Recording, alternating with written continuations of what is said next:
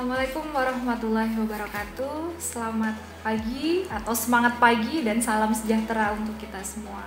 Alhamdulillahirrabbilalamin, kita semua masih bisa berkumpul. Berkumpul untuk apa? Kaitannya kali ini dengan pembelajaran daring. Oke, pembelajaran daring kali ini ada sedikit yang unik. Kenapa? Karena kita tahu bersama bahwa saat ini kita sedang pada masa COVID-19, sehingga saya selaku KPS dari program studi teknik informatika nantinya di semester ganjil ini ada pembeda khusus dalam pembelajaran daring, salah satunya nanti dengan metode video. Khususnya untuk mata kuliah workshop pengembangan perangkat lunak. Untuk video ini kita akan belajar nanti dari video. Nanti adik-adik mahasiswa akan bisa menggali potensi-potensi yang ada di diri adik-adik mahasiswa dengan apa? Dengan belajar dari pembelajaran daring, dari pembelajaran yang ada di video, kemudian dari pembelajaran yang PPT Bapak Ibu berikan, kemudian dari e-learning. Sehingga banyak sekali potensi yang ada di luar situ yang bisa kita gali. Akan tetapi ini sebagai salah satu bentuk upaya kami untuk terus serta dalam peningkatan proses pembelajaran di masa pandemi. Sehingga tidak perlu ragu, walaupun kita dalam kondisi new normal, kita tetap bisa terus kuliah dalam keadaan yang sehat sesuai dengan protokoler bersama. Sekian dari Prodi D4 Teknik Informatika. Semangat belajar, terus gali potensi yang ada pada mahasiswi-mahasiswi kami. Semoga Allah Subhanahu wa taala selalu melindungi kita semua. Wassalamualaikum warahmatullahi wabarakatuh.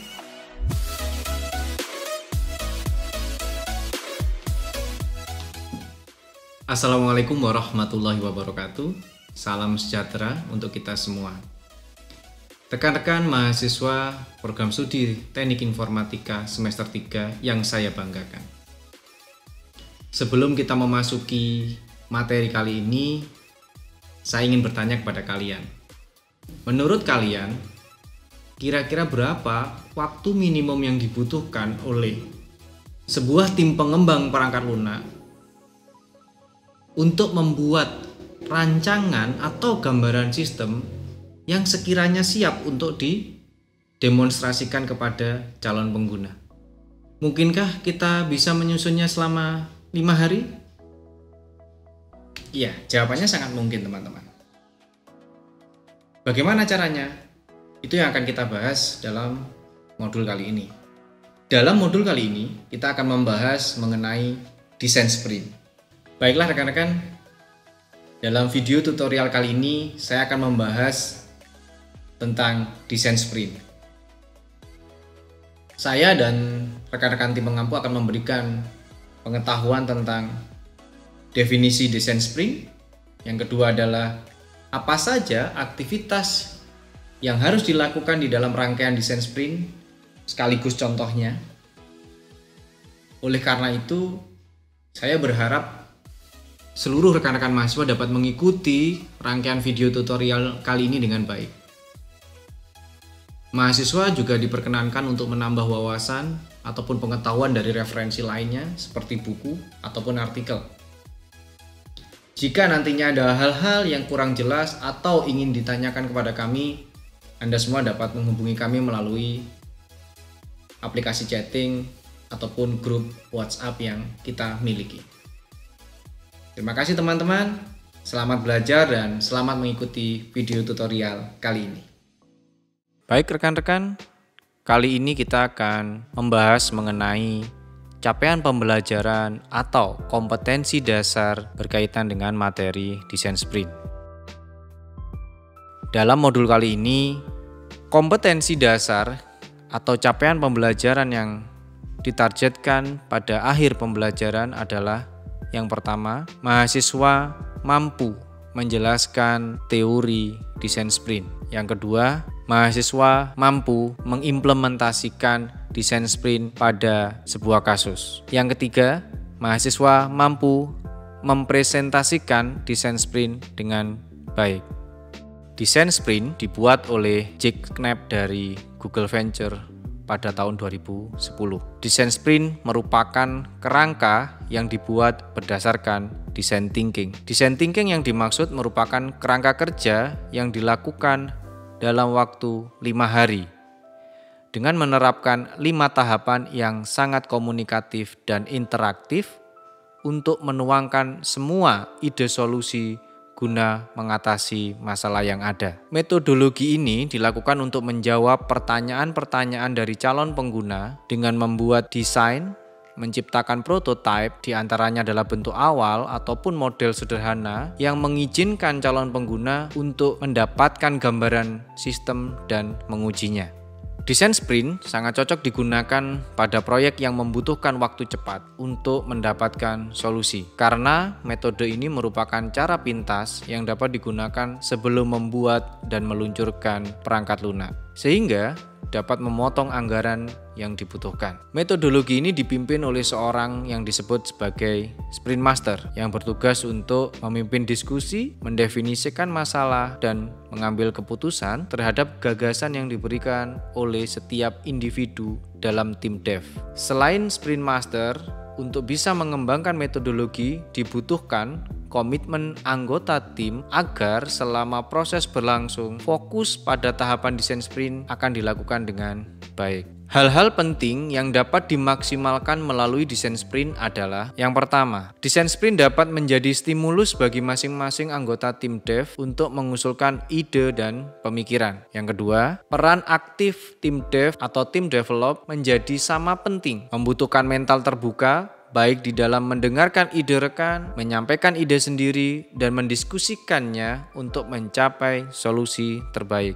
Spirit dari desain sprint adalah minimize group brainstorming, yaitu porsi untuk individual sangat besar tanpa harus diganggu atau dikritik terlebih dahulu, dan setelahnya diberikan kesempatan bagi masing-masing member untuk menyampaikan ide, pendapat, solusi secara keseluruhan. Dengarkan dengan baik semua pemaparan dan keep cooling down sampai benar-benar mengerti paparan tersebut. Yang keempat, ketika kita diberikan waktu yang terbatas untuk menyelesaikan suatu tugas, maka dengan segala upaya kita akan fokus untuk menyelesaikan tugas tersebut. Kata kunci dari spirit ini adalah fokus. Fokus pada tahapan dan proses serta pembahasan yang ada. Keluarkan segala kemampuan untuk menyelesaikannya. 5. Design thinking menggabungkan empati, creativity, dan rationality untuk memecahkan human created problem. Empati untuk melihat sesuatu dari sudut pandang pengguna dan memposisikan diri dalam menghadapi masalahnya. Yang terakhir, tantangan besar dalam menggali keinginan dan kebutuhan calon pengguna. Calon pengguna sistem bisa siapa saja, termasuk orang awam. Jika mereka ditanya, sistem apa yang Bapak atau Ibu inginkan? Fungsi apa saja yang Anda harapkan dari sistem? Mayoritas mereka akan menjawab yang jelas bisa transaksi, bisa menyimpan data. Ya sudah, hanya seperti itu saja, tanpa detail yang jelas. Desain sprint bisa mengatasi hal tersebut. Rekan-rekan, tadi Anda sudah mempelajari teori tentang desain sprint dan sekaligus keunggulan-keunggulannya. Pada sesi kali ini saya akan menjelaskan tahapan ataupun aktivitas desain sprint yang nantinya akan dilaksanakan selama 5 hari.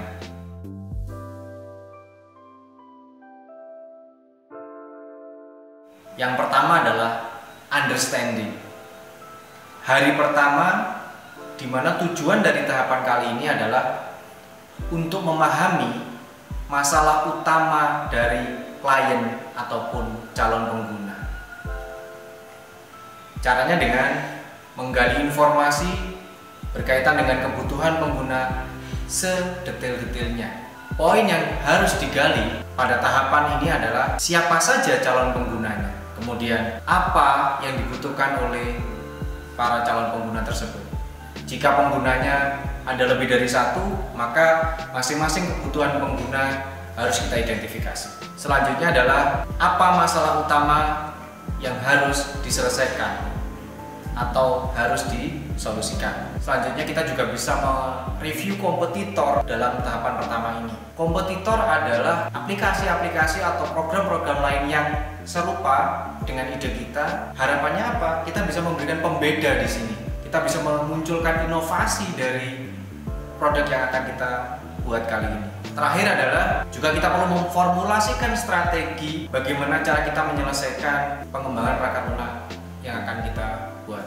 Dalam tahap pertama ini, kita juga bisa melibatkan ahli ataupun narasumber agar proses identifikasi masalah ini dapat berjalan dengan baik.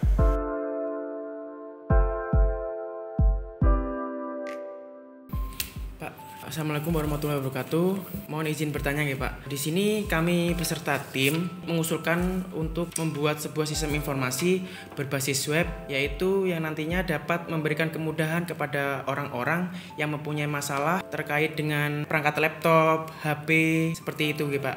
Itu bagaimana ya Pak? Mohon diberikan arahannya. Baik teman-teman, yang perlu diperhatikan di dalam membangun sistem informasi berbasis web adalah pertama, Anda pertimbangkan dulu siapa calon penggunanya. Apakah melibatkan banyak orang, melibatkan beberapa aktor ataupun mitra dan lain sebagainya.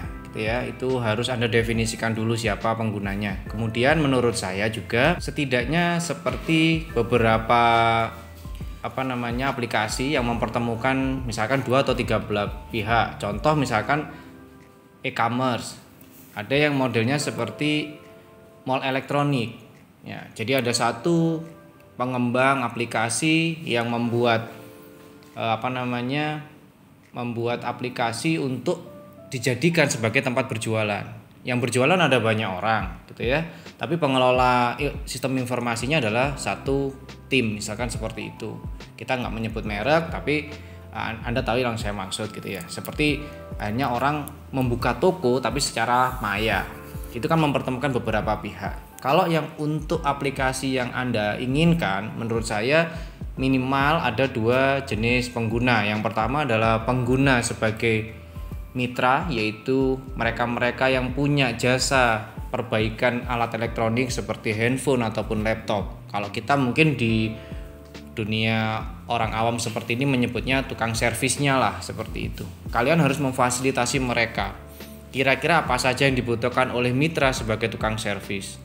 Pun demikian nanti harus ada fasilitas bagi pengguna orang umum, di mana mereka bisa mendaftar, kemudian bisa melakukan pemilihan terhadap mitra mana atau tukang servis mana yang akan mereka pilih sebagai pihak yang memperbaiki perangkat elektronik mereka. Termasuk mungkin nanti silakan dipertimbangkan kompetitor yang ada, Anda browsing, Anda cari kira-kira aplikasi yang seperti itu. Saya rasa kalau ide untuk mengembangkan dengan sistem informasi web cukup bagus karena aplikasi dengan berbasis web itu bisa diakses dari manapun dan kapanpun. Seperti itu teman-teman. Pak, saya ingin bertanya, untuk fitur-fitur apa saja yang harus diutamakan dalam sistem informasi tersebut? Oke, seperti yang saya sampaikan di menjawab pertanyaannya Rangga tadi adalah yang pertama, jika berkaitan dengan mitra sebagai pihak yang menyediakan jasa perbaikan terhadap alat elektronik tersebut, minimal 1 ada menu pendaftaran atau registrasi bagi mitra.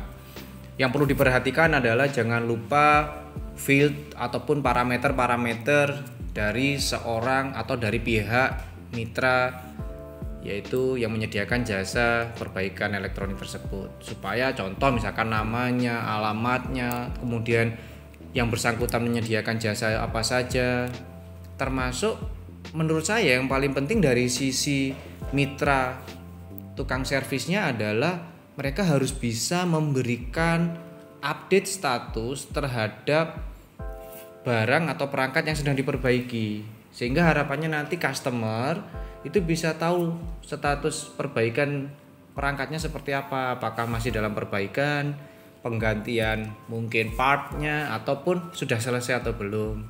Biaya juga saya rasa penting. Biasanya dalam jasa seperti itu biaya sangat dibutuhkan informasinya.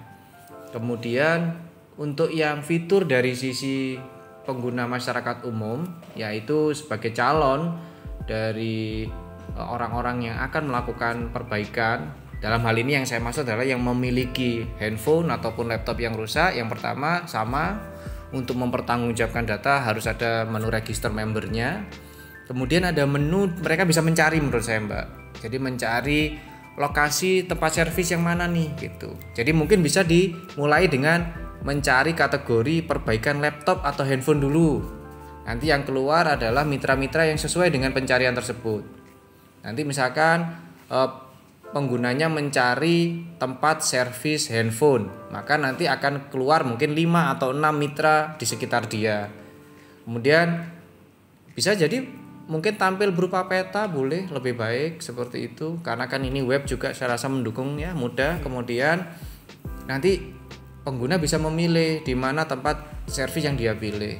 Selanjutnya ada alangkah lebih baik ada riwayat. Misalkan seorang pengguna 2 atau 3 kali pernah servis, itu ada riwayat dia pernah servis di mana saja.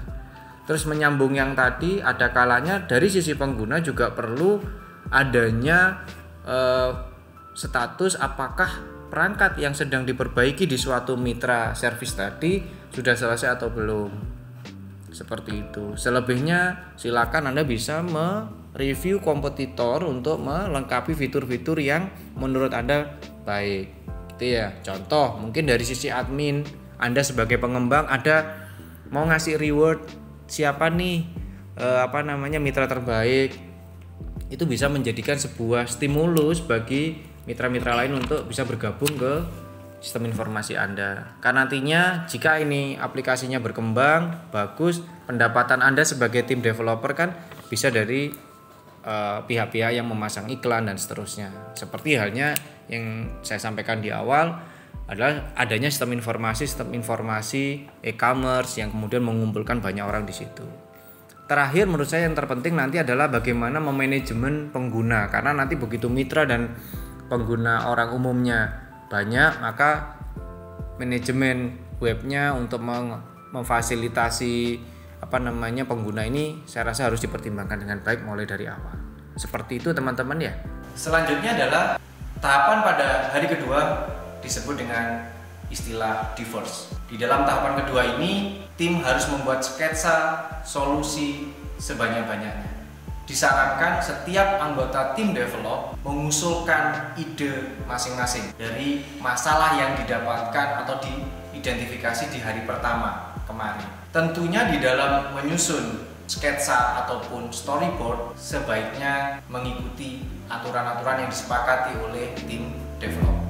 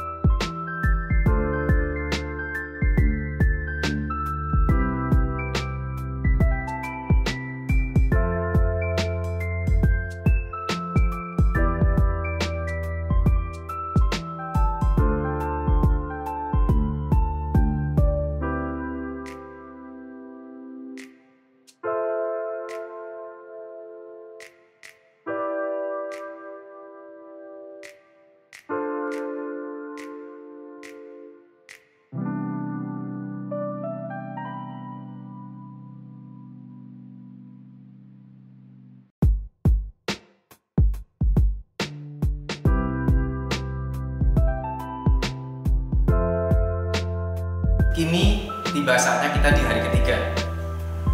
Dalam tahapan desain sprint hari ketiga disebut dengan istilah desain. Pada tahapan kali ini, setiap ide dari masing-masing anggota tim harus dipresentasikan dan dipertanggungjawabkan di hadapan anggota tim yang lain.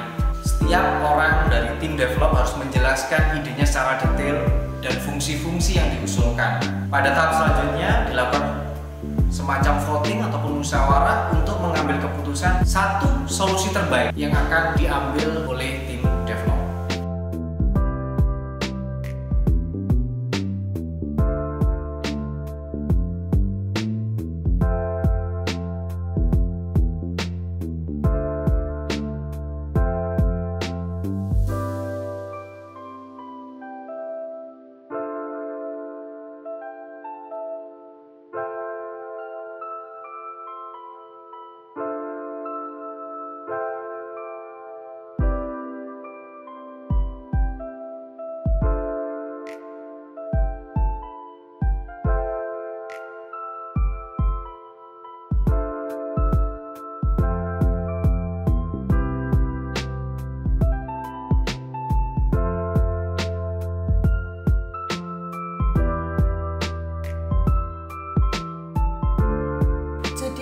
merupakan desain prototipe yang telah saya buat, dimana untuk website ini tampilannya ada untuk menu data, itu nanti calon pengguna itu akan dipertemukan kepada mitra untuk melakukan perbaikan laptop dengan lokasi yang paling dekat pada pengguna. Lalu yang kedua adalah apabila pengguna telah memiliki akun, maka pengguna akan bisa login untuk dapat mencari mitra.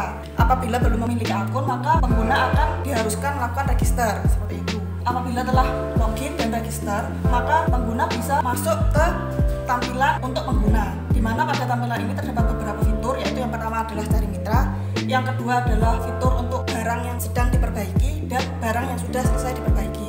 Untuk yang bagian cari mitra, ini nanti sistemnya akan mencari lokasi mitra yang paling dekat dengan pengguna. Untuk fitur yang sedang diperbaiki, ini berisi status barang apa saja yang masih dalam proses diperbaiki. Dan untuk fitur selesai diperbaiki ini berisi riwayat perbaikan.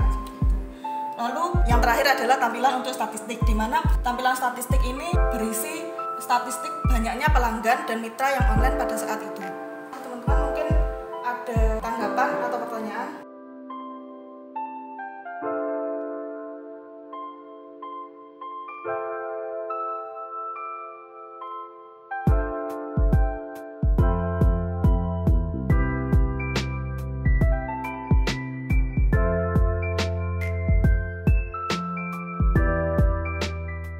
Memasuki hari keempat, tiba saatnya kita harus menyusun prototipe atau purwarupa. Dari ide-ide yang telah kita bangun di hari kedua dan hari ketiga, solusi yang telah diputuskan di hari ketiga kemarin, pada hari keempat ini kita bangun prototipenya. Untuk mempermudah proses, maka tim developer bisa memanfaatkan PowerPoint ataupun Google Presentation. Kita bisa membangun tampilan-tampilan yang memunculkan fungsi-fungsi dari perangkat lunak yang akan kita bangun, namun dengan cara yang sederhana. Kita bisa menyebut prototipe ini dengan istilah mock-up. Tujuannya adalah untuk memvisualisasikan ide dan solusi untuk perangkat lunak yang kita bangun.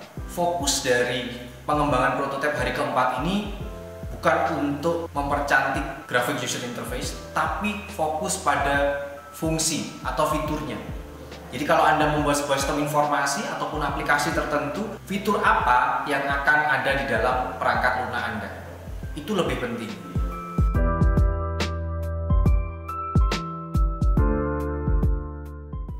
Baik rekan-rekan, saat ini kita ada di hari keempat desain sprint. Tiba saatnya kita membuat sebuah prototipe.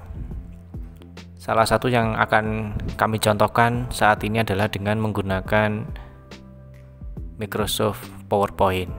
Sedangkan nantinya Anda boleh menggunakan aplikasi yang lain. Ada banyak sekali aplikasi yang bisa digunakan untuk membangun prototipe aplikasi, baik yang berbasis desktop, berbasis web, ataupun mobile application. Seperti biasa, kita memulai dengan membuat new presentation atau file new. Kemudian kita di awal ini akan melihat tampilan yang masih kosong. Lalu kita bisa memulai dengan memberikan gambar tampilan. Boleh Anda membuat tampilan gambar langsung di desain presentasi PowerPoint-nya, ataupun Anda membuat gambar dengan aplikasi desain seperti Photoshop, CorelDRAW dan lain sebagainya. Saya tunjukkan ini cara untuk insert image sehingga gambar desain yang telah kita buat bisa berada di presentasi kita. Kemudian kita lanjutkan dengan membuat halaman-halaman lain yang menggambarkan adanya tampilan untuk menu-menu atau fungsi-fungsi lainnya juga. Seperti contoh gambar tampilan peta untuk menunjukkan lokasi, kemudian halaman login ataupun halaman register dan halaman-halaman yang lain. Seberapa banyak halaman yang harus dibuat sesuai dengan rancangan solusi yang telah Anda diskusikan dengan tim sebelumnya. Seperti itu. Misalkan di sini saya contohkan untuk beberapa halaman.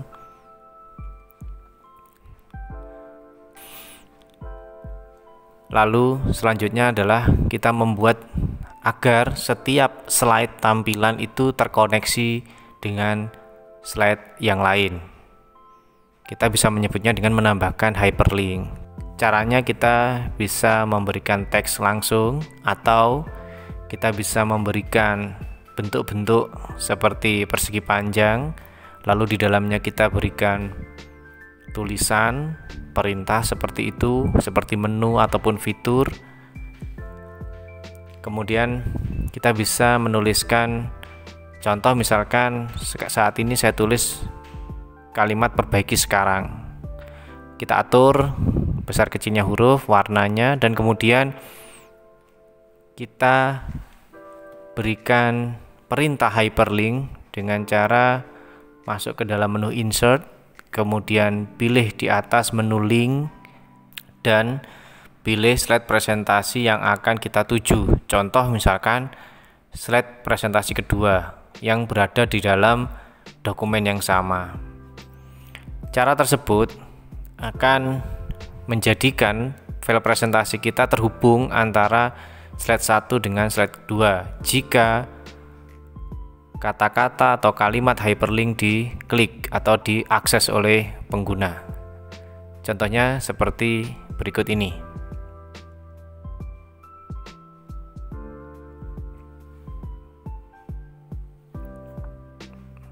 Nah, inilah teman-teman yang dimaksud dengan prototype. Bahwasannya yang perlu ditekankan adalah fungsi apa saja yang akan kita berikan kepada sistem informasi yang kita bangun, agar pengguna bisa mendapatkan gambaran terkait dengan bagaimana sistem informasi yang akan kita bangun berjalan nantinya. Demikian teman-teman, Anda bisa mencoba membuat prototipe dengan berbagai aplikasi yang sudah saya sebut di awal tadi. Semakin lengkap fungsi-fungsi yang Anda tampilkan di dalam prototipe, maka akan semakin bagus. Terima kasih. Di hari terakhir atau hari kelima, kita memasuki tahapan validasi, yaitu saatnya tim developer mendemonstrasikan, menunjukkan sekaligus mempraktikkan kepada calon pengguna atau klien yang sesungguhnya. Tim dapat memilih calon pengguna yang paling relevan dengan permasalahan. Saya ambil contoh. Misalkan tim ingin mengembangkan sistem informasi akademik di sebuah sekolah, dan setelah identifikasi kita temukan bahwasanya calon penggunanya bisa kepala sekolah, guru, dan mungkin siswa. Maka alangkah lebih baik jika kita melakukan validasi fungsi-fungsi yang sudah kita bangun di dalam prototipe hari keempat ke 3 calon pengguna tersebut. Jadi untuk kepala sekolah, apa saja fungsinya? Untuk guru bisa melakukan apa saja di dalam sistem tersebut. Pun begitu dengan siswa, apa yang bisa mereka lakukan, apa informasi yang mereka bisa dapat dari sistem tersebut. Diharapkan dari hari kelima validate ini atau validasi ini, tim developer mendapatkan banyak masukan, feedback, ataupun kebutuhan-kebutuhan dari pengguna yang mungkin di setiap tempat, di setiap permasalahan memiliki karakteristik kebutuhan yang unik. Jadi begitu pentingnya tahapan-tahap kelima ini, sebaiknya saya sarankan setiap tim harus punya mekanisme dokumentasi, baik berupa foto, video maupun catatan. Karena hal ini yang akan menjadi dasar untuk pengembangan perangkat lunak yang sesungguhnya. Seperti itu teman-teman, kita ikuti proses selanjutnya.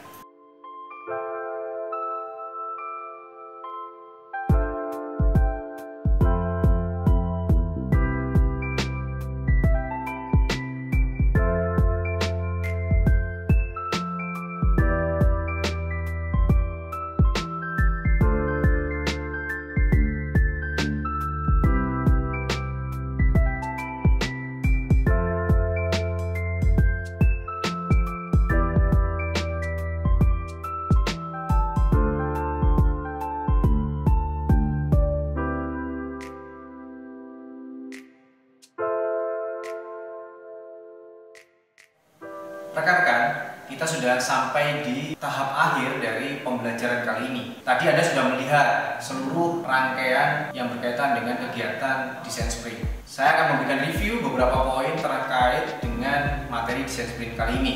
Yang pertama, Design Sprint merupakan sebuah kerangka kerja yang memungkinkan kita di dalam 5 hari dapat menghasilkan sebuah ide solusi pengembangan perangkat lunak, di mana ide solusi tersebut sangat interaktif dan cukup untuk kita demonstrasikan kepada calon pengguna. Di dalam rangkaian Design Sprint setidaknya ada 5 tahapan yang dikerjakan dalam 5 hari yang berbeda.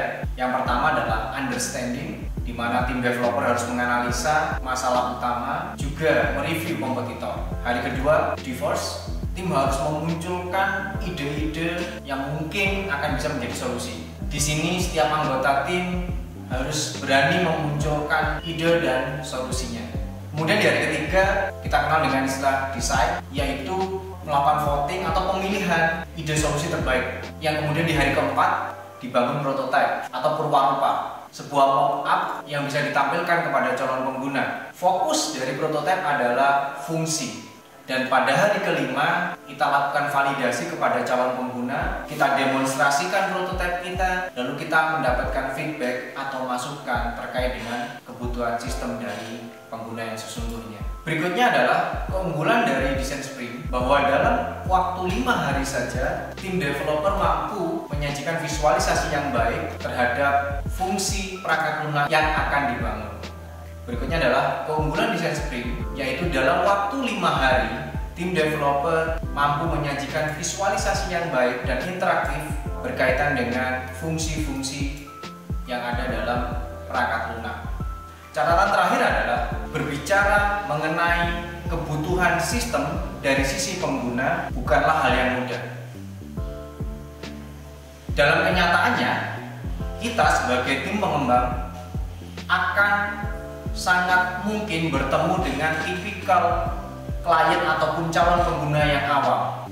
Sebagai contoh, pada saat kita akan menggali informasi, kemudian pengguna hanya mendefinisikan yang penting bisa transaksi. Di sini tugas berat dari tim develop adalah harus mampu mengedukasi dan menyerap sebanyak mungkin informasi dari calon pengguna supaya kebutuhan sistem dapat terdefinisikan dengan baik. Rekan-rekan mahasiswa semester 3 yang saya banggakan, demikian rangkaian video tutorial berkaitan dengan materi Design Sprint. Semoga kalian dapat mengikuti dengan baik dan dapat memahami seluruh materi yang kami berikan. Terima kasih atas perhatiannya, tetap semangat belajar, tetap jaga kesehatan. Wassalamualaikum warahmatullahi wabarakatuh. Poli C.